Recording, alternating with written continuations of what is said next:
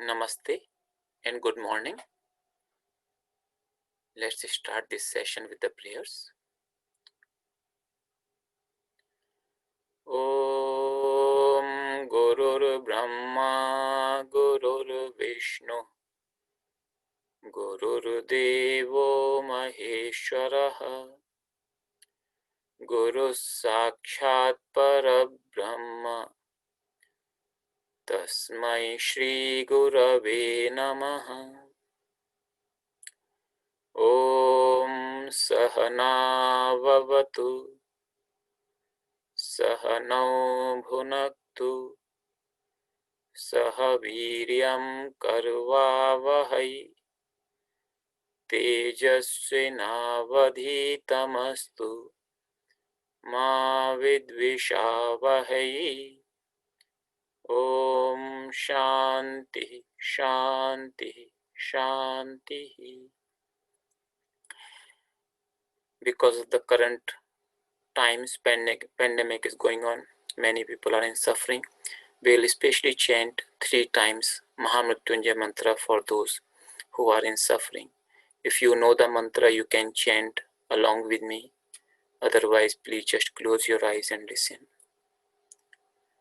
Om Trayambakam Yajamahe Sugandhim Pushtivardhanam Urvarukam Iva Bandhanan Mrityormukshiyamamrutat. Om Trayambakam Yajamahe Sugandhim Pushtivardhanam Urvarukam Iva Bandhanan Mrityormukshiyamamrutat. Om Trayambakam Yajamahe Sugandhim Pushtivardhanam Urvarukam Iva Bandhanan Mrityormukshiyamamrutat. Om Shanti Shanti Shanti.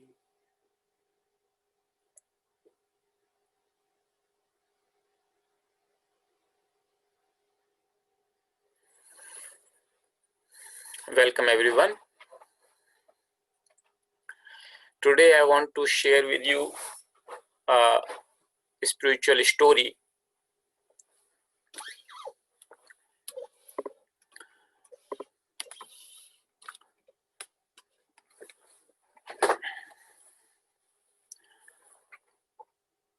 This story is related to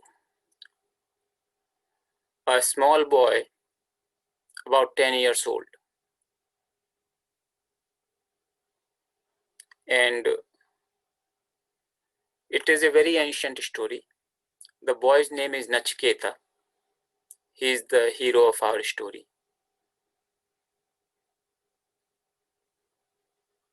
And his father was a very great scholar. As the wont was in ancient times, he being a Brahmin, he also was performing a lot of fire sacrifices to attain the name and fame in this life and to attain the heaven in the next.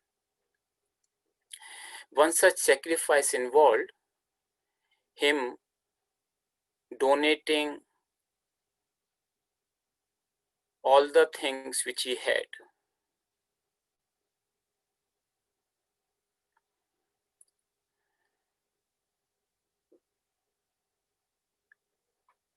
What he did was, he had a little weakness. He was short-tempered and he was very attached to this boy, Nachiketa. So to safeguard the future of this little boy,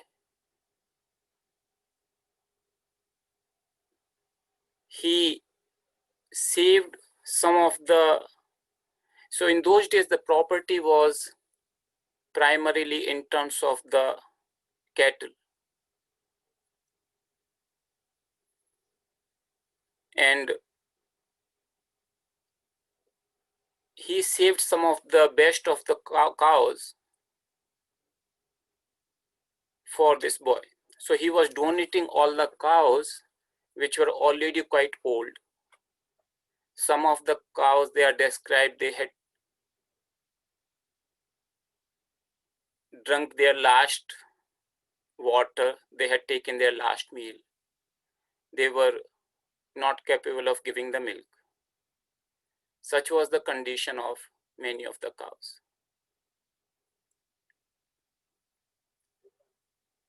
And when Nachiketa, this boy, he saw that what his father was doing, he was greatly concerned, because he knew that doing the sacrifice, instead of bringing the good name and heaven to his father, it will instead bring the bad reputation, as well as he will go to those worlds which have no joy.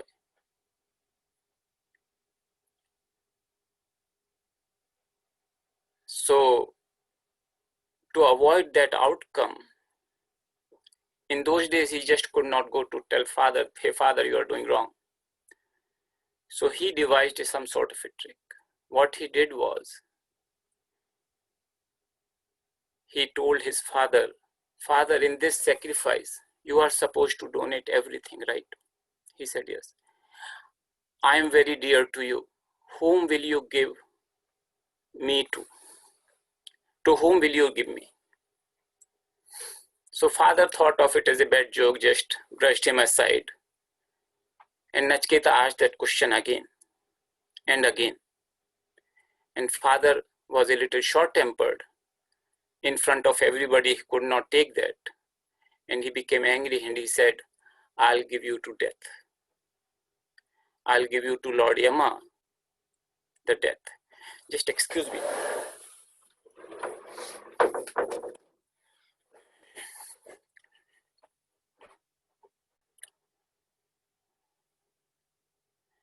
And this little boy was stunned when he heard this from his father.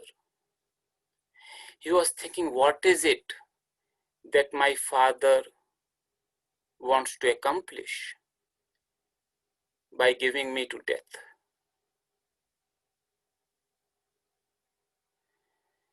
He was thinking about his life, and he thought that I have never been a bad son. I have always followed my father's command.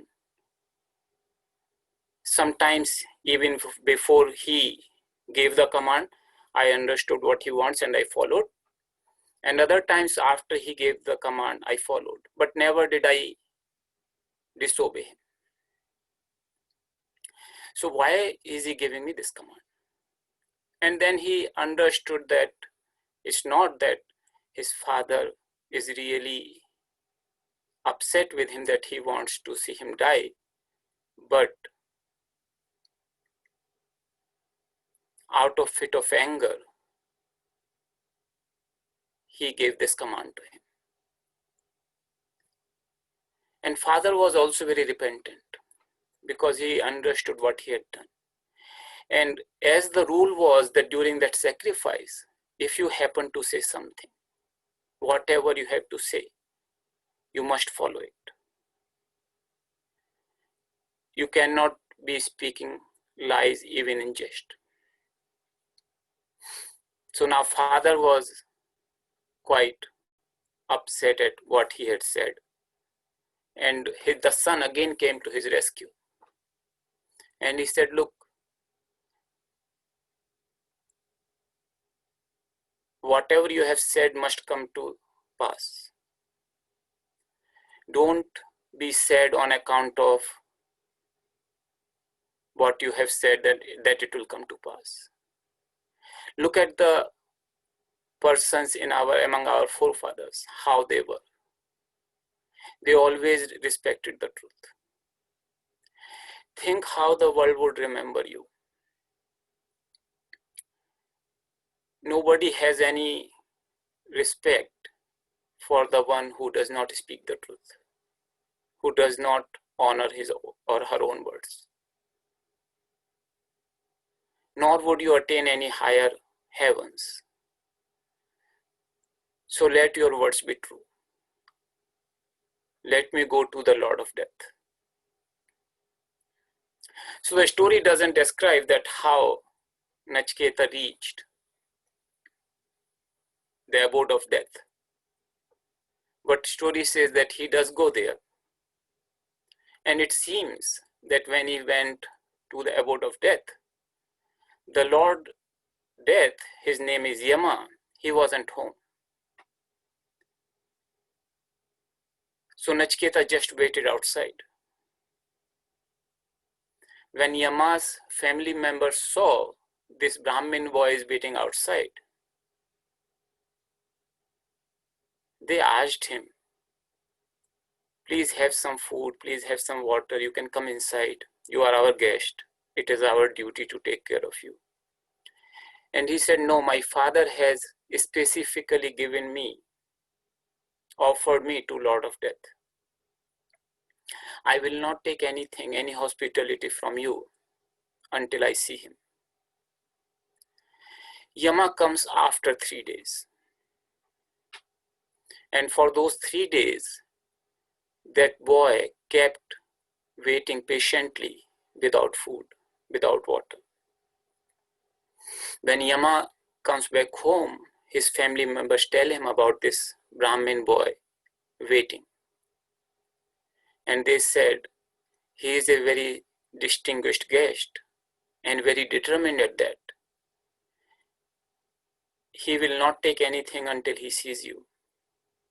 Please offer him something, because as per the scriptures, if a guest comes to the home, a householder's home, particularly a Brahmin guest, and does not take the hospitality, does not accept the hospitality, then that householder's merits are reduced. So he requested him. Yama goes to Nachiketa and says, look, I'm sorry. You had to take so much pain because I wasn't home. Even though it's not my direct fault, but because you are a guest at my home, I take some responsibility for it. So be pleased with me, and in lieu of the suffering of 3 days you have gone through, I give you 3 boons. So please accept 3 boons from me. And Nachiketa accepted that offer, and he said, so after they settled down, Nachiketa was comfortable. He asked the first boon. First boon, he asks about his father. He says, my father, who has sent me here in a fit of anger, let this short-tempered nature be subsided. When I go back from here to him, let him recognize me just fine. Let him not have any apprehensions that how this boy went to Lord of Death, did he go there, how did he come back? Let him just treat me and love me as before. And Nachiketa grants him that Lord Yama, who is the Lord of Death, he grants him that boon, that your father will overcome his short-tempered nature, and he will recognize you and treat you as lovingly as before when you go back from here. Then Nachiketa asks the second boon. He says, there is a lot of suffering in the world. People have the desire to go to heaven so at least they can enjoy the things in afterlife. And they go through a lot of rituals, lot of process to attain that. please tell me something simple and definitive, some ritual by which they can attain high heavens. Here, heaven does not mean the ultimate goal, but a place, like a temporary place, where you go after death, and after some time again you come back to the earthly plane. And he told Nachiketa that because you are the Lord of Death, you understand all these worlds very well, so you can tell me something. So Yama, he explained him the procedure, all the mantras, all the process. And then he asks Nachiketa that, did you understand? Please repeat it to me. And Nachiketa repeats everything the way Yama had taught. Yama was very happy to see such a student. And he said, I'm so happy to see that you have understood so well, and you are asking this boon not for yourself, but for the well-being of everybody. I give you an additional boon. And that additional boon is that this particular ritual, this particular fire in this ritual will be known by your name, Nachiketa Agni. From now on, it will be known as Nachiketa Agni, as per your name. And he says that this additional boon I'm giving you, this is not for the third boon. You still have the third boon. So you can still ask me. This is just an additional bonus kind of thing.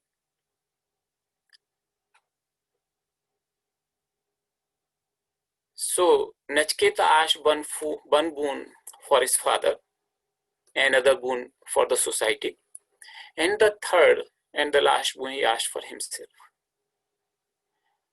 And what a wonderful thing he asked. He says that when a person dies, some people say that he is gone. There is nothing. There is nothing left. And some people say there is something which is there.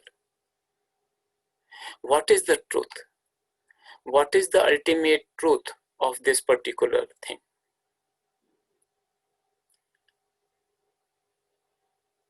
When Yama heard that question, he was quite surprised that a boy as young as this would ask a question of such great import.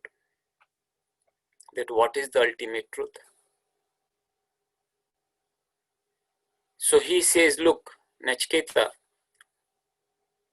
this question is not an easy thing. You are still a child. Even the great scholars of the past, even the gods in the heavens, they have difficulty in understanding this. So ask another question, ask another thing for your boon. Don't press me for this. And Nachiketa says, well, you are saying that great scholars have difficulty, even gods have difficulty in understanding this. But I have the desire for this question, and because you have said it's difficult, I am even more determined to understand this thing.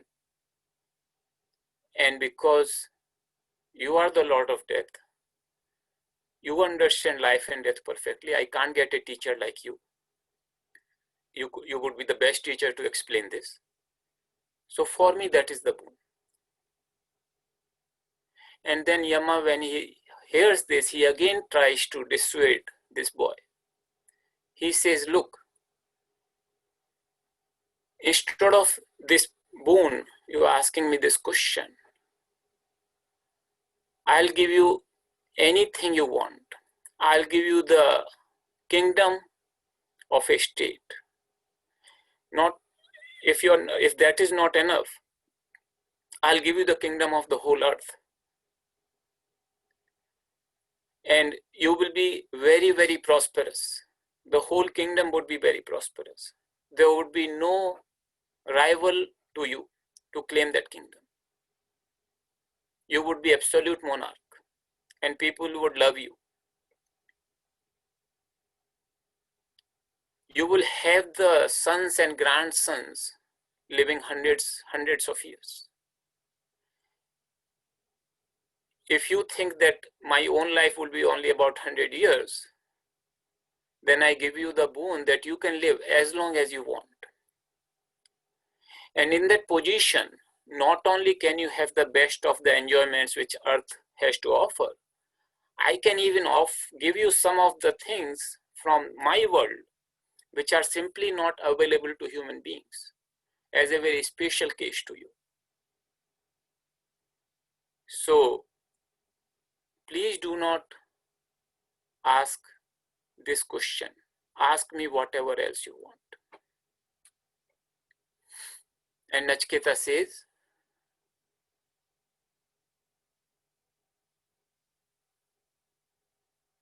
all these enjoyments, let them be with you. What is the nature of these enjoyments? They come and go. They are not permanent. Whatever you are offering me, how will that help me ultimately? And as far as the money is concerned, we have gotten your grace, we'll earn it anyway if we work for it. And we will also live long because we have already have your darshan. But real thing which I ask is that question alone. So when Yama heard that, he was extremely happy because this knowledge is not an ordinary thing. This knowledge cannot be understood by everybody. One has to be a qualified person. And qualification, one of the qualifications lies in that a person must want only this knowledge, nothing else. No other enjoyment, no other comfort, no desire of any other kind a person should have if person really wants to have this knowledge. So Yama wanted to make sure that this person, Nachiketa, this boy, is qualified to receive this knowledge. And when he found him as such, he was very happy. And he starts his teachings with this verse. He says, Nachiketa, I'm extremely happy that you have chosen this knowledge instead of any other material comforts of the world. Remember, in the life of a person, two things come, Shreya and Priya. Roughly, if we translate it, these are technical terms, take longer explanation, but roughly if we translate, good and pleasant. These two things come in the life of a person, good and pleasant. Sometimes they come as if mixed, and only a person of knowledge is able to segregate and choose what is the right thing. So what is the right thing means? A person of knowledge who is a person of discrimination, he will naturally choose what is good, not what is pleasant. Good and pleasant as such are not opposite to each other. But the choosing, the process of choosing is opposite to each other. The criteria to choose, that I want to choose good or I want to choose pleasant, that criteria takes one in the opposite direction. These two things. The as such, they don't have to be opposite to each other. So with this,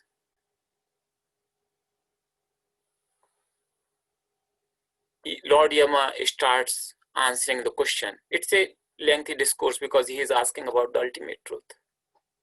And this story comes from a Katha Upanishad. This is one of the ancient philosophical texts. You can read more there to understand all the things which Yama said. But one thing which, when I read this verse, occurred to me that between good and pleasant, if good is the right thing to choose for our own good, why many times we choose the pleasant instead of good? And the reason is that our minds are not stable. They are peppered with too many desires, too many thoughts. And unless the mind is stable, it will be always difficult for us to choose the good over the pleasant. And one of the best ways we can choose good over the pleasant is to calm the mind, and one of the very potent means to calm the mind is the breath. So we'll practice some breathing meditation technique, and it will help us to calm the mind as well as then to take the right decision for our own good. Before we go into the meditation, just one thing which most of you would be knowing is that this top point is called fontanel. So we will be concentrating here and we will be watching our breath as if breath, the subtle part of the breath flowing through the spine. And there are two types of breathing. One is simply conscious breathing, where you just be aware of the breath. Another is the slow, long, and deep breathing. So I'll guide this short meditation. So you all please close your eyes. I'll turn off the video. It's something that you can just close your eyes and have the meditation.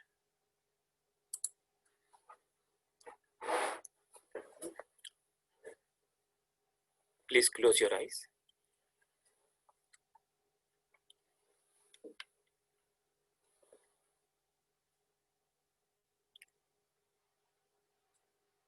Sit straight. Let the spine be straight.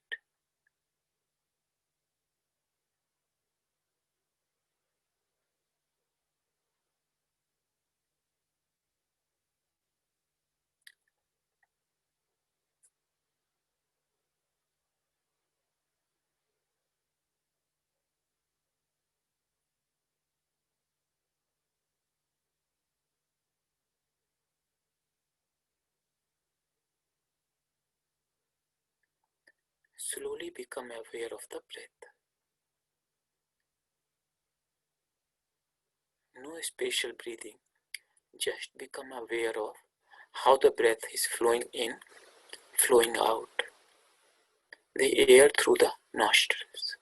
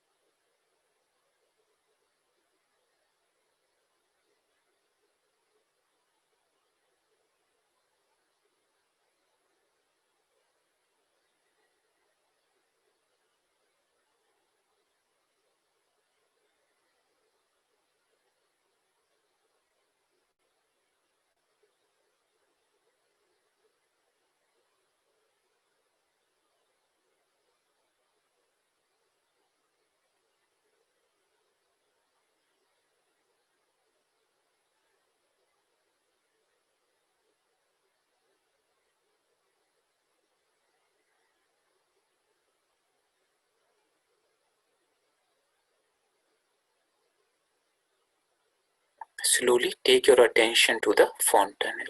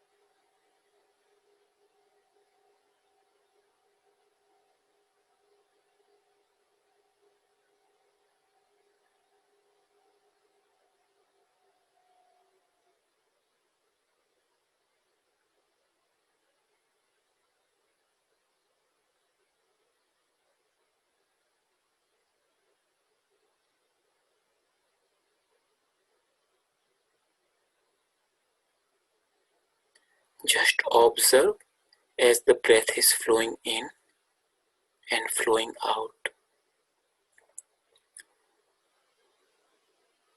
You may start feeling a little bit heaviness on the top of the head.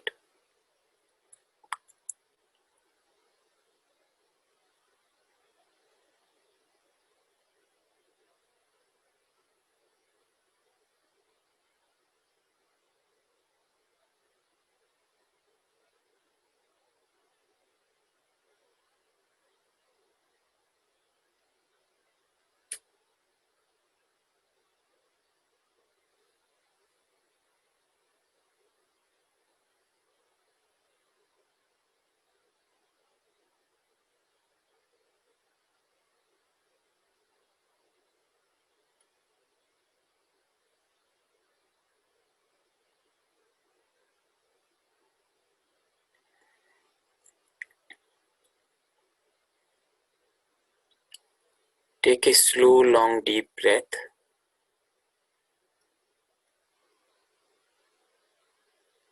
Hold and bow down in the front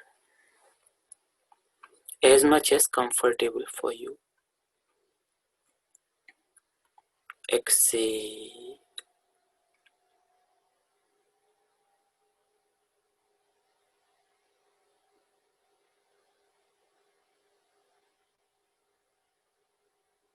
Normal, conscious breathing. Attention in the fontanel.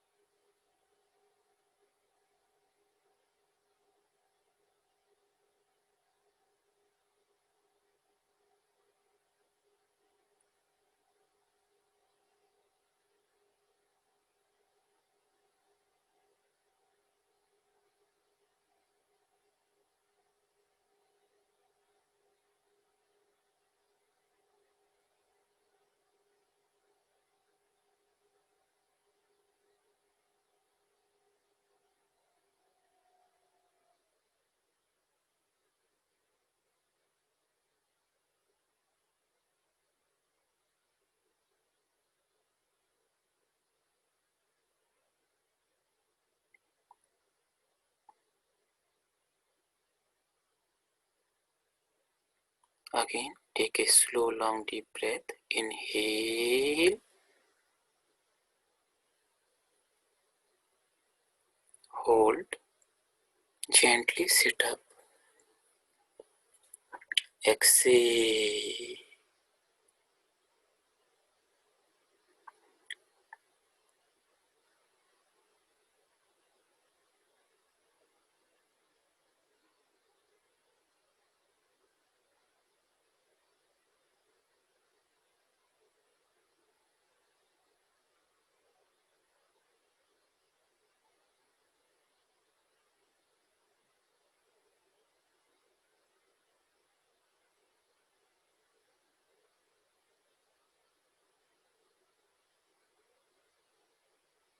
Normal, conscious breathing.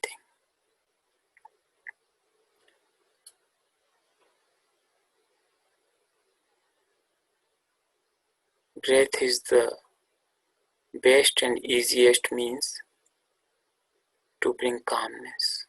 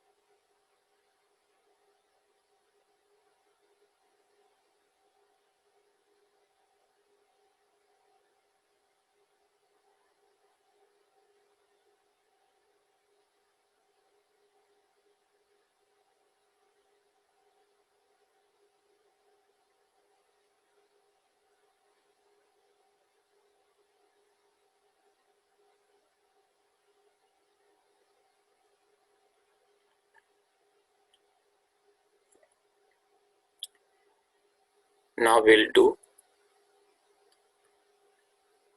some pranayama using the slow, long and deep breath. So we will be doing inhalation with slow, long and deep breath, and same way the exhalation, slow, long and deep breath. While inhaling, perceive that you are taking in all the love from the creation. You are inhaling all the love. While exhaling, you are exhaling the peace to bring the peace to your environment. So inhaling love, exhaling peace. Slow, long, deep. Inhale love. Exhale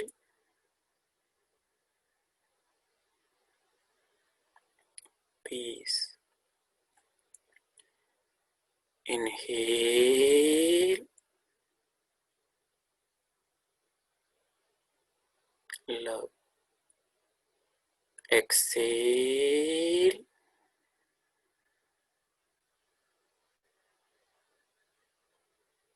peace. Inhale love.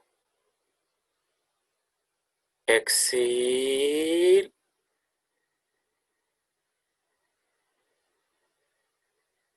peace. Inhale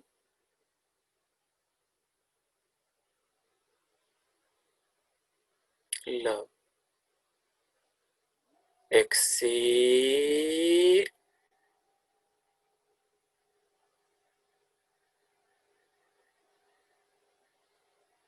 peace.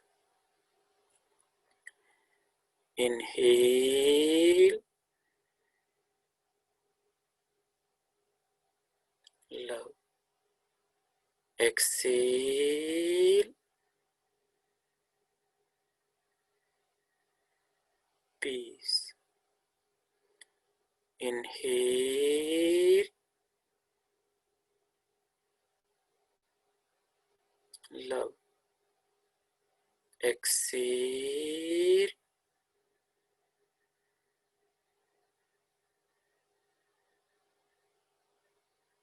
peace. Inhale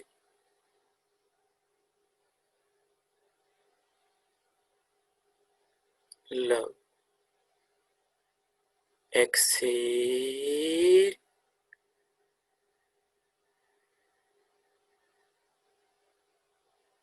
peace.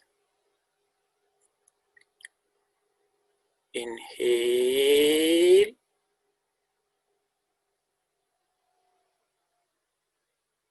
love. Exhale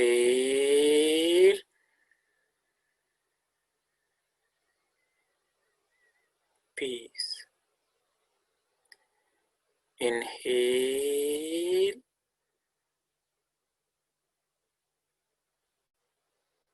love. Exhale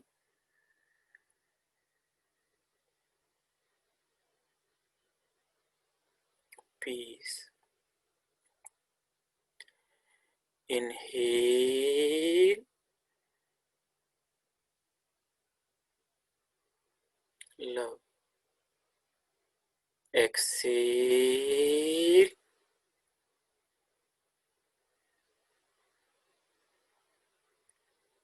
peace. Inhale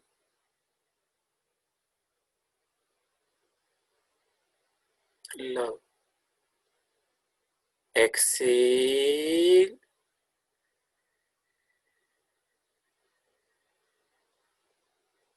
peace. Inhale love. Exhale.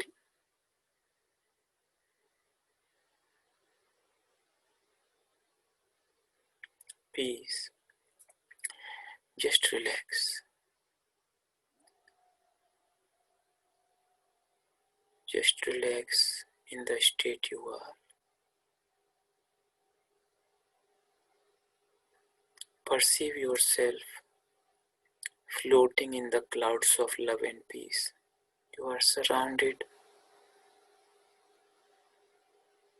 by love and peace. And just let yourself relax in that environment.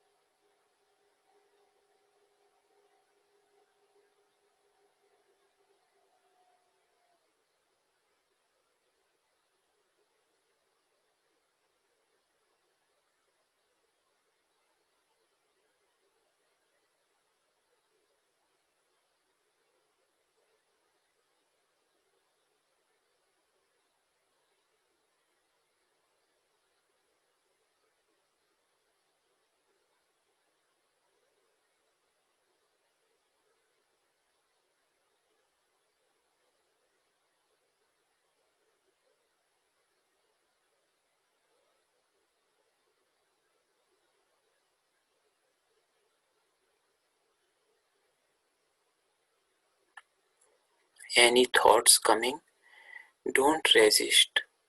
Let them come, let them go. This love and peace is your inherent nature. Nothing can take it away from you.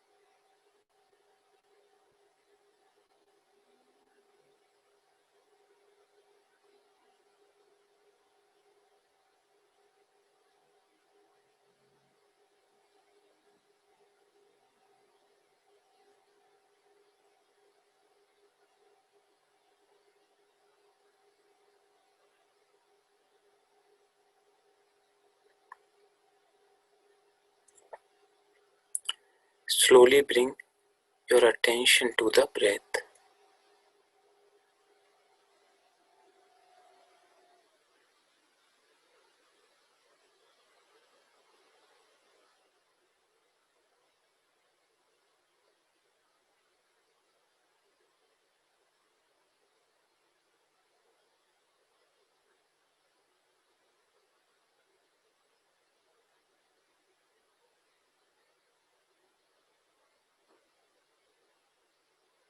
With the help of the breath awareness, Let us try to maintain this environment of love and peace around ourselves as we engage in other activities.